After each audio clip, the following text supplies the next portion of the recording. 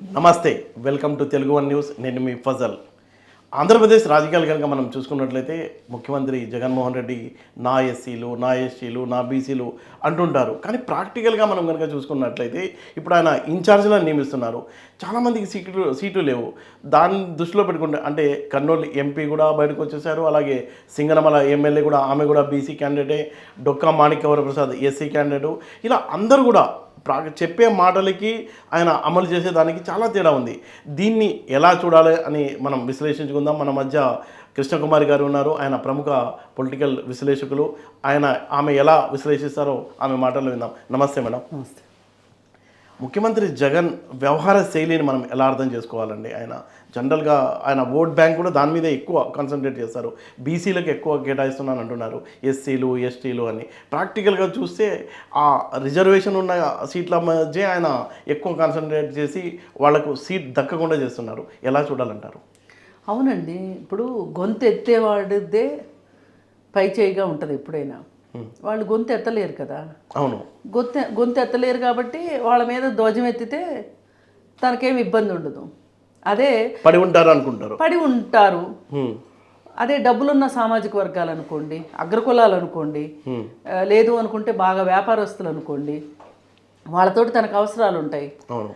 అవసరాలు ఉంటాయి కాబట్టి వాళ్ళనేమి నొప్పించకుండా, వాళ్ళకేమి అన్యాయం జరగకోకుండా చూసుకుంటారు. అవును. ఇప్పుడు మీరు చూసుకోండి, ఉండవల్లి శ్రీదేవి ఉంది. ఆమె నేను మీకే ఓటేసాను మొర్రో అంది ఎమ్మెల్సీ ఎలక్షన్ అప్పుడు. అవును. కానీ ఆమె వేయలేదు అని చెప్పి ఆమెని ఇబ్బంది పెట్టడం మొదలెట్టారు. కానీ వాళ్ళు అక్కడ మర్చిపోయింది ఏంటి అంటే, ఓటు వేయడము అనేది ఆ పార్టీలో ఉండి ఓటు వేసినా వేయకపోయినా ఓటు అనేది ఒక వ్యక్తిగత స్వేచ్ఛకు సంబంధించిన విషయం. ఇప్పుడు ఇక్కడ ఇన్ఛార్జ్గా నియమించడం, మళ్ళీ ఎమ్మెల్యేగా వ్యక్తిగతమైన విషయం. అవును. అయితే ఆ వ్యక్తిగతమైన విషయాల్లో కూడా జ్వరబడిపోయి పార్టీగా పెత్తనం చేయడము, అది పెత్తనం ఎవరి మీద చేశారు వీళ్ళు? అంటే ఇది నైతిక విలువలు కూడా కదా మేడం. ఒక పార్టీలో ఉన్నప్పుడు ఆ పార్టీ విప్ ఉంటుంది, ఆ పార్టీ చెప్పిన వాళ్ళకి ఓటేయాలి. కాబట్టి నేననేది అలా కాదు, అది వాళ్ళ నైతికతకు సంబంధించిన విషయం. ఇక్కడ స్వేచ్ఛ కంటే నైతిక విలువ ఇంపార్టెంట్ అనుకోవచ్చు. ఏదైనా మీరు ఒక మాట చెప్పారు, వాళ్ళు విన్నారు, వినలేదు, వినకపోతే వేరే రకంగా మాట్లాడండి వాళ్ళని. కానీ ఆ వేలెత్తి చూపింది కూడా దళితులు, ఎస్సీ మీదనే. అది నా అభ్యంతరం. ఓకే. ఇప్పుడు మీరు అదే ఇంకెవరన్నారు, ఆర్కే రామకృష్ణారెడ్డి అట్లాంటి వాళ్ళు ఓటేయలేదని మీకు తెలిసింది అనుకోండి, వాళ్ళ మీద అయితే ఇంత తీవ్రంగా దాడి చేస్తారా? పైగా అతని దాడి కూడా ఎలా ఉంటుంది అంటే సోషల్ మీడియా దాడి ఎక్కువ ఉంటుంది. సోషల్ మీడియాలో వాళ్ళు కనిపించరు మనకి, ఏమైనా మాట్లాడుకోవచ్చు. వాళ్ళతో దాడి చేయిస్తున్నాడు. ఆయనకు ఒక సోషల్ మీడియా టీం ఉంది. ఆ సోషల్ మీడియా టీం తోటి నిరాధారమైన విషయాలు, అంటే అప్పటి వరకు వాళ్ళు మంచోళ్ళు, ఆయన మాట విన్నంత వరకు మంచాళ్ళు, అంటే చేతికి మట్టి అంటకుండా తన సోషల్ మీడియా సైన్యం ఆయన అనడు. అవును. అదేమంటే నేను అనలేదుగా అనొచ్చు. కానీ సోషల్ మీడియా అంటుంటే ఏం చేస్తున్నాడు? ఎందుకు ఊరుకోడు? ఎందుకు ఊరుకోవాలి? వాళ్ళని ఉసుకొల్పడమే. ఏమనాలంటే రేస్ కుక్కల్ని వదిలినట్టు వదులుతున్నాడు. అమెరికాలో ఉంటాడు ఒకడు, పంచిక్ ప్రభాకర్ అని. వాడు ఇండియాకి రాడు. వాడు పెద్ద రేస్ కుక్క, అక్కడుండి మాట్లాడతాడు. ప్రతి విషయము పొద్దున్న మధ్యాహ్నం సాయంత్రం ఒక వీడియో రిలీజ్ చేస్తాడు. ఆ రిలీజ్ చేసిన వీడియోలో రాజు తప్పే చేయడు అన్నట్లు, జగన్మోహన్ రెడ్డి ఏ తప్పు చేయడు అన్నట్లు, మొత్తం అందరూ పార్టీని వ్యతిరేకించే వాళ్ళే తప్పు చేస్తారు అన్నట్లు. అసలు షర్మిలాని ఎన్ని మాటలు మాట్లాడారు? ఏం షర్మిలాకి వాళ్ళ అన్న పార్టీలోనే ఉండాలని ఎక్కడన్నా ఉందా? లేదు. పాత రోజుల్లో మీకు గుర్తుండే ఉంటుంది, కమ్యూనిస్టుల్లో భార్య ఒక సిపిఐ సిపిఎం విడిపోయిన సందర్భాల్లో భార్య సిపిఐ భర్త సిపిఎం, లేదు అనుకుంటే భర్త సిపిఐ భార్య సిపిఐలో ఉన్న రోజులు కూడా ఉన్నాయి. అవును. మరి అలాంటప్పుడు ఆ మాత్రం స్వేచ్ఛ ఉండదా? అంటే చెల్లి అన్న ఇప్పుడు ఆ చెల్లికేమో వైఎస్ అని పెట్టుకోవద్దంట ఇంటి పేరు, కానీ జగన్తోనే ఉండాలంట. జగన్తో ఉంటే వైఎస్ అని పెట్టుకోవచ్చు, జగన్ కోసం పనిచేసినప్పుడు వైఎస్ అని పెట్టుకోవచ్చు.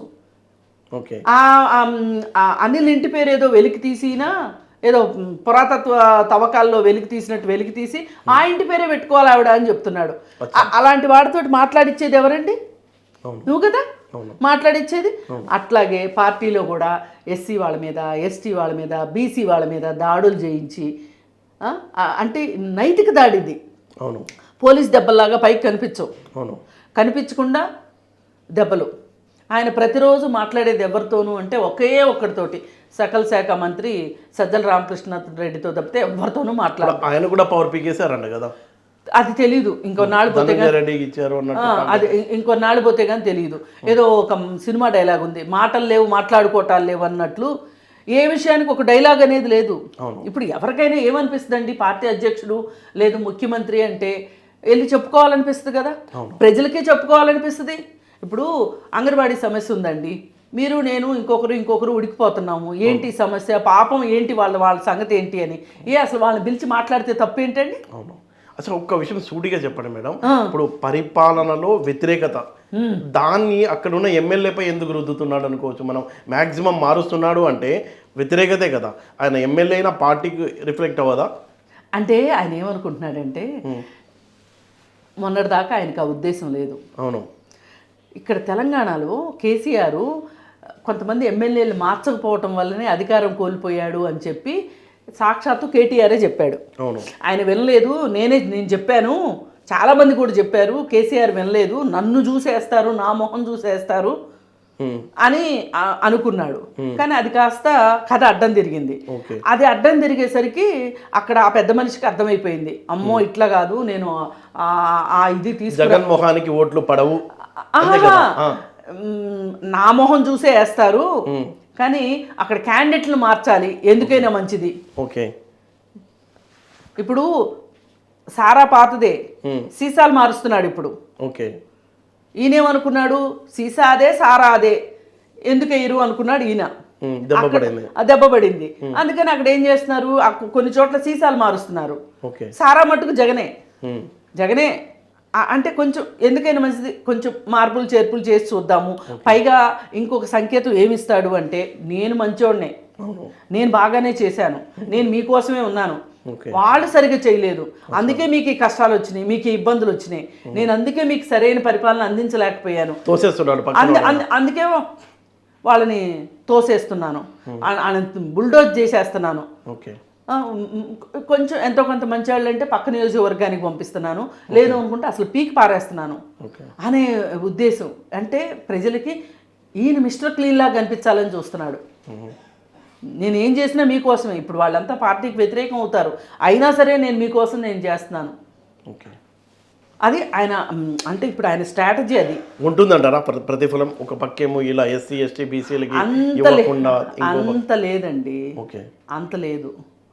ఇప్పుడు ఆయన గురించి 50 గజాల్లో ఒక సెంటు ఆంధ్రప్రదేశ్లో, సెంట్ అంటే 48 గజాలు, 48 గజాలు ఇళ్ల స్థలాలు ఇవ్వాలని అనుకున్నారు. అనుకుంటే ఏ ఒక్కరికైనా ఇవాళ ఇంత సోషల్ మీడియా పెరిగిన తర్వాత జగన్కి ఎంత ప్యాలెస్ ఉంది, ఎమ్మెల్యేలకు ఎంతంత ఇళ్ళు ఉన్నాయి, లేదు అనుకుంటే ఎంఆర్ఓలకు ఎంతంత ఇళ్ళు ఉన్నాయి, వాళ్ళ చుట్టూ చూస్తారు కదా.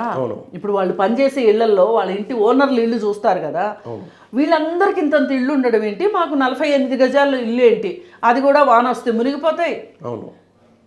ఆ ఇల్లు అక్కడ ఇల్లు కనుక కట్టుకుంటే ఎండాకాలమే ఉండాల్సింది, వానాకాలంలో ఉండటానికి వీల్లేదు. అవి ఒక ద్వీపకల్పాల్లాగా ఉన్నాయి ఆ ప్రాంతాలు, మొత్తం మాగాణి ప్రాంతం కాబట్టి ఉన్నాయి. మరి లోతట్టు ప్రాంతాలని తెలుసు, అక్కడ వరదలు వస్తాయని తెలుసు, వానలు వస్తే జలాశయాలు అవుతాయని తెలుసు, అయినా కానీ కావాలని అక్కడ రివర్స్ వాటర్ కూడా వస్తుంది, బ్యాక్ వాటర్స్ వస్తాయని తెలుసు. అలాగే ఇంకొన్ని చోట్ల ఏం చేశాడు, ఎక్కడెక్కడ వాళ్ళనో తీసుకొచ్చేసేసి అమరావతి ప్రాంతంలో తను గెలవను అని తెలిసి ఆ అమరావతి ప్రాంతంలో వాళ్ళందరికీ ఇళ్ల పట్టాలు ఇప్పించటము, వాళ్ళందరికీ అక్కడ ఓట్లు పుట్టించటము, ఎక్కడ వాళ్ళకి ఇక్కడ ఇంటి పట్టా ఇవ్వడము, ఇంటి పట్టా వచ్చింది అంటే వాళ్ళకి ఓటు ఆటోమేటిక్గా వస్తుంది. ఇప్పుడు రేపు పొద్దున ఆయన ఏం చెప్పాలనుకుంటున్నాడు, ఇక్కడ ఈ అమరావతి ప్రాంతంలో నేను గెలిచాను చూడండి అంటే, నేను అమరావతిని కట్టకపోవటాన్ని అమరావతి ప్రజలు హర్షించారనే కదా అని చెప్పాలనుకున్నాడు. మరి ఆ పప్పులు ఉడకలేదు.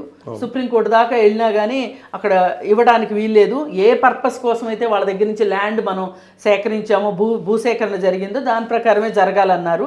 సరే, అది వేరే విషయం అనుకోండి. ఇట్లా ఏ రకంగా చూసినా కానీ నేను మీ వాడిని అని నేను చెప్పడమే కానీ, పెదాల మీద పప్పలు బండించడమే కానీ చేతల్లో మట్టుకు లేదు అనేది ప్రజలకు అర్థం కాదా? ఒకసారి కాకపోతే ఒకసారి అయినా అర్థం కాదా? అర్థమవుతుంది కదా. నువ్వు ఒకసారి మోసం చేసినంత ఈజీ కాదు మళ్ళీ రెండోసారి మోసం చేయడం. పైగా ఓ పక్క నుంచి ప్రతిపక్షాలన్నీ ఇలా బాకాలు ఊత్తూ ఉంటే అర్థం కాకుండా ఎలా ఉంటుంది? ఇవి పాత రోజులు కాదు కదా. పైగా వైఎస్ రాజశేఖర రెడ్డిని చూసిన తర్వాత, మళ్ళీ జగన్మోహన్ రెడ్డిని చూసిన తర్వాత, పాత రోజుల్లో వైఎస్ఆర్ని చూసిన వాళ్ళు పోల్చుకుంటున్నారు బాగా. ఎవరు మాట్లాడినా ఒకటే, అదే వైఎస్ఆర్ అయితే ఇలా చేసేవాడు కాదు. ఏ పని అయినా సరే ఎవరన్నా వచ్చారు అంటే అది తనకు అర్థం కాకపోయినా సరే ఒక నలుగురిని పిలిచేసి దానికి సంబంధించిన వాళ్ళందరినీ ఒక అభిప్రాయం అడిగి ఆ అభిప్రాయం తను తెలుసుకుని అప్పుడు దాని మీద ఒక నిర్ణయం తీసుకునేవాడు. ఇప్పుడు జగన్మోహన్ రెడ్డికి అంత ఓపిక తీరిక లేదు. అసలు ఏ విషయం గురించి చర్చలు లేవు, చర్చనీయాంశాలే లేవు. ఇప్పుడు ఒక మంత్రి అక్కడ చలిగా ఉంటుంది, నేను ఆ మీటింగ్లకు వెళ్ళను అంటే కోడిగుడ్డు మంత్రిని ఏమన్నా అన్నాడా? అమర్నాథ్ని ఏమన్నా అన్నాడా? ఇప్పుడు అందుకే టికెట్ కూడా ఇవ్వడం లేదు కదా. అందుకే టికెట్ ఇవ్వలేదని అనుకోండి. ఎందుకు ఇవ్వలేదనేది వేరే విషయం. నిజంగా అందుకే టికెట్ ఇవ్వకపోతే ఆ రోజే తిట్టాలి. అవును, నీకు ఇచ్చిన బాధ్యత ఏంటి, నువ్వు చేసేది ఏంటి అని. అవును, అది కదా చేయాల్సింది. అవును. ఇప్పుడు ఇవ్వలేదంటే ఇంకేం కారణం ఉందో, ఇంకెవరికో డబ్బులు ఉన్నోడికి సీట్ ఇస్తానన్నాడేమో అక్కడ గుడివాడ అమర్నాథ్ కాన్స్టిట్యున్సీలో. ఒక చోట ఉన్న వాడిని తీసుకెళ్ళి ఇంకెక్కడో వేస్తున్నారు.